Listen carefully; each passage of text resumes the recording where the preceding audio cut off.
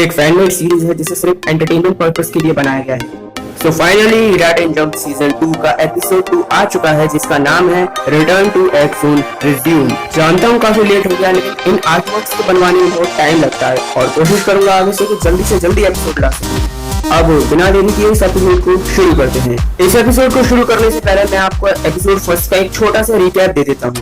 तो अपना एम्बलम देख ही रहा था, लेकिन तभी होसुके उसे रोक लेते हैं। इन दोनों की बातों के बीच केंजी बोलता है कि शो जल्दी करो, मेरे पास ज्यादा टाइम नहीं है, अपना एम्बलम मुझे दे। लेकिन तभी एक पोर्टल खुलता है और देखते ही देखते शो और केंजी पोर्टल के अंदर चले जाते हैं। सभी बड़ी हैरानी के साथ देखते रह जाते हैं कि आखिर ये क्या हुआ।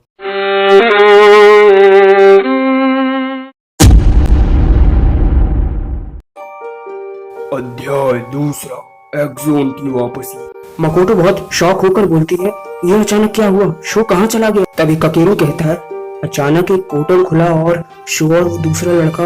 लेकिन तभी काबू बोलता है, दोस्तों तुमने एक बात नोटिस की, ये वैसा ही ब्लैक फॉग था जिसकी वजह से हम पहले एक्स ज़ोन में पहुंचे थे। कियोइची बोलता है कि लेकिन ऐसा तो सिर्फ तब होता है ना जब दो दुनियाओं के बीच का दरवाजा खुल जाए। तभी होसुकी बोलते हैं, और दो दुनियाओं के बीच का दरवाजा तब खुलता है जब नेगेटिव और पॉजिटिव एनर्जी डिसबैलेंस हो जाए। अचानक सबकी नजरें होसुके की तरफ जाती हैं और कियोइची बोलता है कि इसका मतलब। होसुके कहते हैं, हाँ हमारे पीछे से कुछ तो गलत हुआ है एक्स ज़ोन में। तभी मकोटो बोलती है, वो नीली एमटीवी वाला लड़का भी यही कह रहा था कि उसकी दुनिया में कुछ बुरा हो रहा है और उसे प्लेटिनम एम्बलम चाहिए। क्या वो एक्स ज़ोन की बात कर रहा था? तभी कियोइची बोलता है, ये पता लगाने के लिए तो हमें एक्स ज़ोन जाना पड़ेगा। सब तैयार हो जाओ शो को ढूंढने के लिए, और ऐसा क्यों हो रहा है ये पता लगाने के लिए अब हम सब एक्स ज़ोन जाएंगे। वो सब मिलकर इडाटन क्रॉस करते हैं और एक्स ज़ोन में टेलीपोर्ट हो जाते हैं। कियोइची देखता है एक्स ज़ोन की हालत बहुत खराब है। तभी ककेरो बहुत घबराते हुए बोलता है, होसुकी कहाँ है? तभी मकोटो कहती है, क्या होसुकी हमारे साथ टेलीपोर्ट नहीं हुए? लेकिन ऐसा कैसे हो सकता है, एडाटन क्रॉस के वक्त तो वो हमारे साथ ही खड़े थे। कियोइची बोलता है, अरे नहीं, एक और मुसीबत, हम तो शो को ढूंढने निकले थे और राजा जी खो गए। टाइगा बोलता है, मुझे लगता है हमें एक्स सिटी जाके विसिको से मिलना चाहिए और उन्हें ये सब बताना चाहिए। तभी आयुमो बोलता है, तुम ठीक कह रहे हो टाइगा, लेकिन हम एक्स सिटी तक जाएंगे कैसे? हमें तो ये भी नहीं पता हम इस समय कहाँ है।